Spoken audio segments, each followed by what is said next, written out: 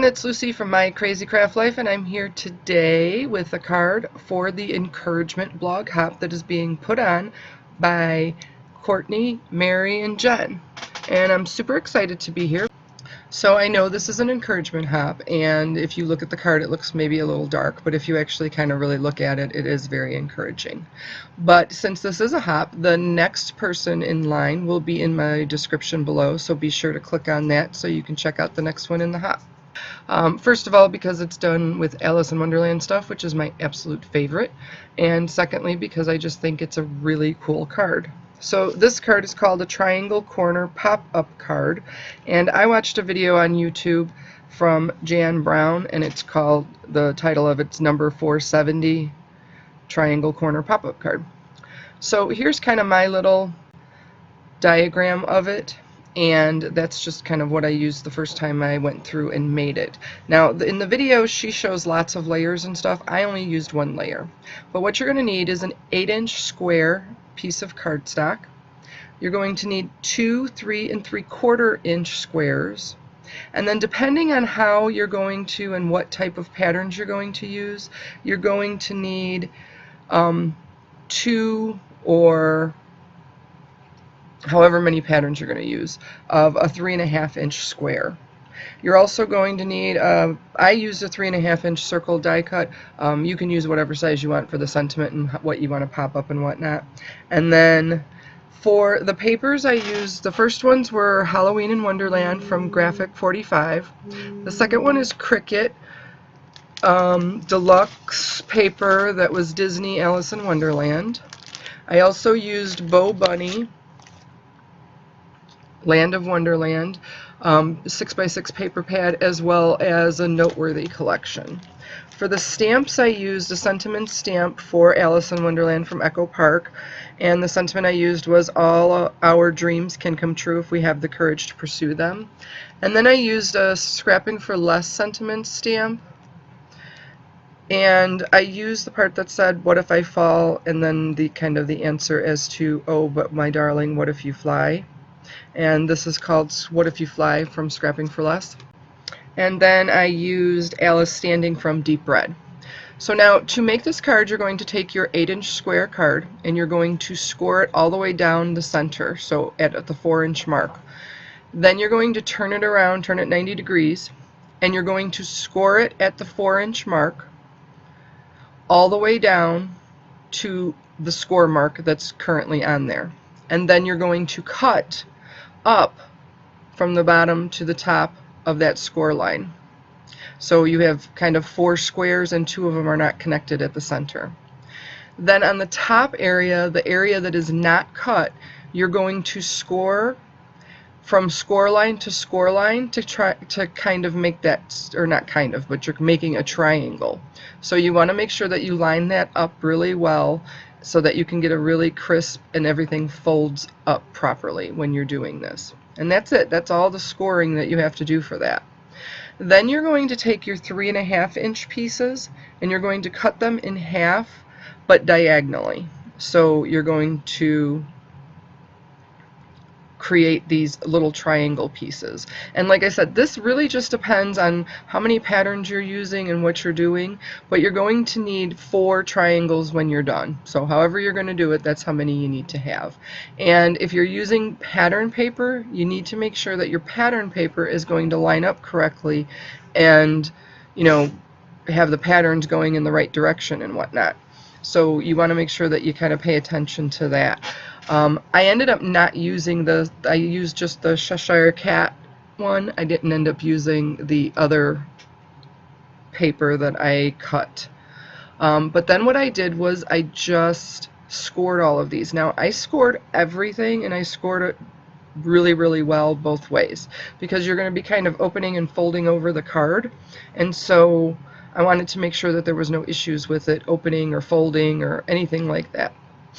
But you want to make sure you're going to score it in half, and then you're going to kind of score it in half where the cut is, so you kind of just have that half area. But you want to make sure that it's scored really, really well. so that has no trouble doing that. But you also want to make sure that you line this up really well, because otherwise it won't fold properly if it's not lined up and scored properly. And so once you finish scoring all of this, and like I said, making it real crisp, making sure everything folds and goes around, it ends up folding into a 4-inch square, which is kind of cool. So that's what the card looks like kind of when it's all folded up. Now you can decorate the back of it. I did not, but you certainly can. You can put a sentiment on the back of it so that they can see it when they open it up. Or you can just, like I said, like I left it blank. So it really just a matter of what you want to do. But then that's kind of what it looks like. So initially you're going to take your 3¼ inch squares and you're going to put them on the areas that were not scored. So on the 4-inch areas that were not scored, the ones that are split apart. And for this, again, you want to make sure that you pay attention to the pattern and make sure that it's going in the direction that you want it to go. So you see there I was kind of changing it. So then this is where I was deciding on what I wanted to do with my little triangle pieces. And like I said, you want to make sure that they're facing in the right direction. So I end up, like I said, going back because I just thought that kind of took away to it, and it kind of was, I don't know, I just didn't think it quite matched those other papers. And plus I really wanted the Cheshire Cat and Alice to be the focal points anyway, mostly, so that's why I ended up deciding just to use those. So then all you're going to do is glue those down. You know, you're going to have that gap in the area between the triangles. Now this circle, so what you're going to do is you're actually going to, I used a 3-inch circle and then die cut. And then what I did, instead of just completely cutting it out, I folded a piece of paper in half, and then I left just the end out so that it did not cut it, so that it's kind of like a flip card and it's together. And then in order to make the easel part of this, you're going to just score in half at the halfway point one of the circles. So one of the circles is going to be glued down. One of the circles, the circle with that you scored that's going to go in half, is going to be on the top. And then the single circle is where I put my sentiment, and I'm going to just glue that to the half that's the bottom half of the circle, or the half that's going to be standing up. So here, like I said, I just ended up gluing everything down and getting it into the areas that I wanted it. And I had pre-colored these and pre-stamped my sentiment and whatnot. And the coloring, I just used some quick alcohol markers. This deep red Alice stamp is shaded, so it really doesn't take a whole lot to color it. It's pretty simple. And then for the sentiments, like I said, I thought it was really cute if on the front card, and you see she's standing there kind of looking, and I thought like she was looking at the Cheshire Cat. And he's telling her all your dreams can come true if you have the courage to pursue them. And then she says, but what if I fall? Now this I actually put on wrong, and in a second you'll see it. I stick a picture up here. That is how it's supposed to be, and I was able to pull it off and put it back on without being able to see any damage. But you want to make sure that you get that straight, because I was really lucky that it didn't damage the paper in any way that I couldn't hide it. I guess I should say there was damage to it, but I was able to hide it. And then on a separate piece, on the sentiment that was going inside of the little circle area, I put on, oh, but my darling, what if you fly? And so the front says, you know, all our dreams can come true if you have the courage, as if the Cheshire Cat is saying it to her. She says, oh, but what if I fall? And then on the inside it says, oh, my darling, but what if you fly? So there you can see where I pulled it off, and like I said, I was lucky because I was able to stick it back down there. And then that's pretty much it as far as the card goes. I did end up cutting out a strip, and the strip that I cut was 1 3/4 inches.